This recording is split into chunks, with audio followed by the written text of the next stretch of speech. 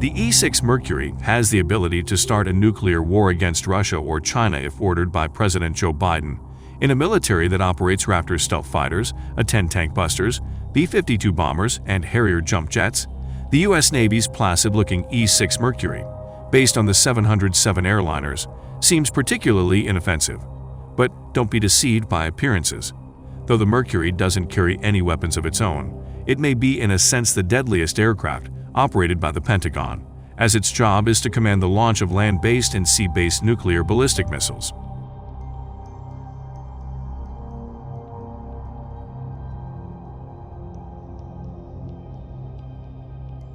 Of course, the U.S. military has a ground-based Strategic Global Operations Center in Nebraska and land-based transmitters for communicating with the nuclear triad. However, the E-6's sinister purpose is to maintain the communication link between the National Command Authority, starting with the President and Secretary of Defense, and U.S. nuclear forces, even if ground-based command centers are destroyed by an enemy first strike. In other words, you can chop off the head of the U.S. nuclear forces, but the body will keep on coming at you thanks to these doomsday planes.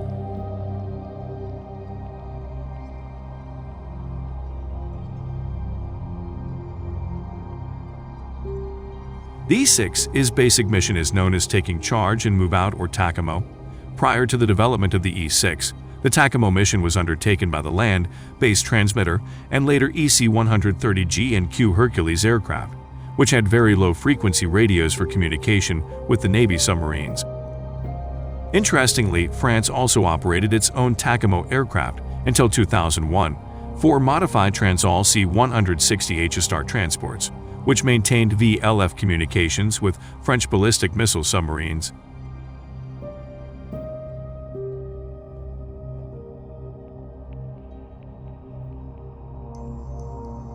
The first of 16 E-6s entered service between 1989 and 1992.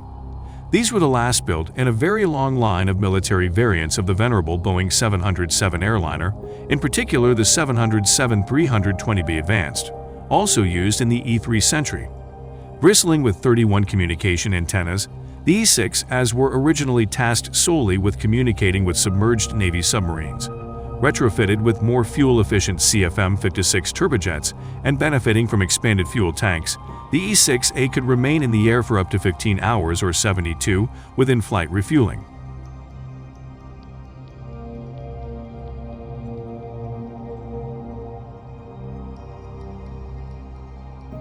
To use its very low-frequency radios, an E-6 has to fly in a continuous orbit at a high altitude, with its fuselage and tail-mounted VLF radios trailing 1 and 5 mile-long wire antennas at a near vertical attitude.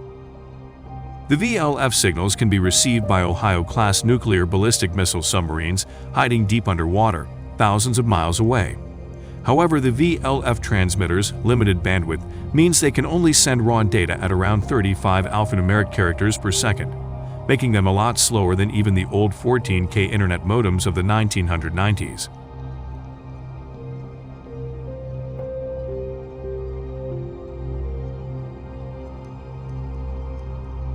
Still, it's enough to transmit emergency action messages, instructing the ballistic missile subs to execute one of a diverse menu of pre-planned nuclear attacks, ranging from limited to full-scale nuclear strikes. These E-6's systems are also hardened to survive the electromagnetic pulse from nuclear weapons detonating below.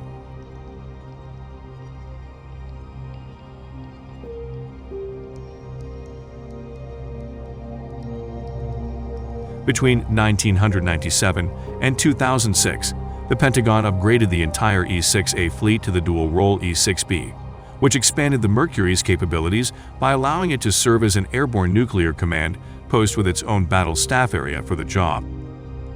In this role, it serves as a backup for 4 huge E-4 command post aircraft based on the 747 jumbo jet. The E-6B has ultra-high-frequency radios in its airborne launch control system that enable it to remotely launch land-based ballistic missiles from their underground silos, a task formerly assigned to U.S. Air Force EC-135 Looking Glass aircraft, yet another 707 variant.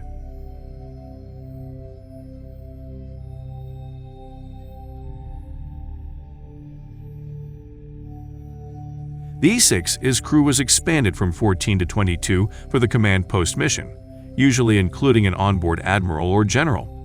Additional UHF radios give the E-6B access to the survivable Milstar satellite communications network, while the cockpit is upgraded with new avionics and instruments from the 737 NG airliner.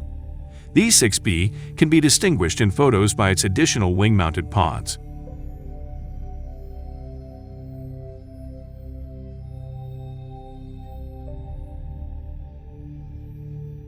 The E-6 Mercury's abundant communications gear allows it to perform non-nuclear command, control, and communications (C3) operations as well.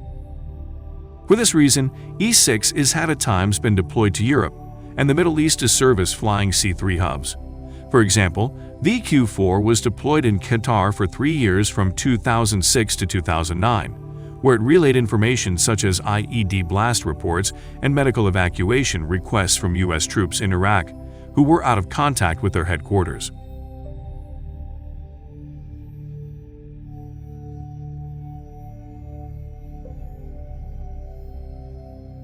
Two Navy Fleet Air Reconnaissance Squadrons currently operate the E-6, VQ-3 Ironmen and VQ-4 Shadows, both under the Navy's Strategic Communications Wing 1.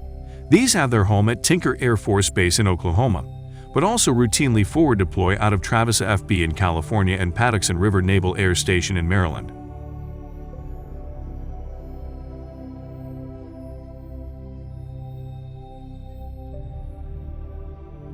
At least one E-6 is kept airborne at all times. E-6 on the submarine communication mission often fly in circles over the ocean at the lowest possible speed, for as long as 10 hours at a time. Those performing the nuclear command post mission typically remain on alert near Offutt Air Force Base in Nebraska.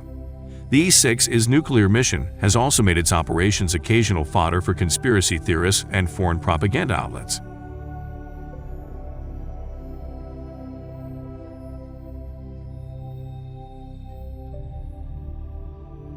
The E-6 Mercury platform should remain in service until 2040 thanks to a service life extension program and continual tweaks to its systems and radios.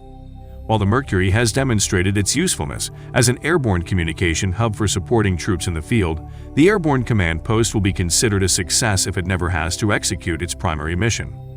The heart of nuclear deterrence, after all, is convincing potential adversaries that no first strike will be adequate to prevent a devastating riposte. The E-6 is our vital component in making that threat a credible one.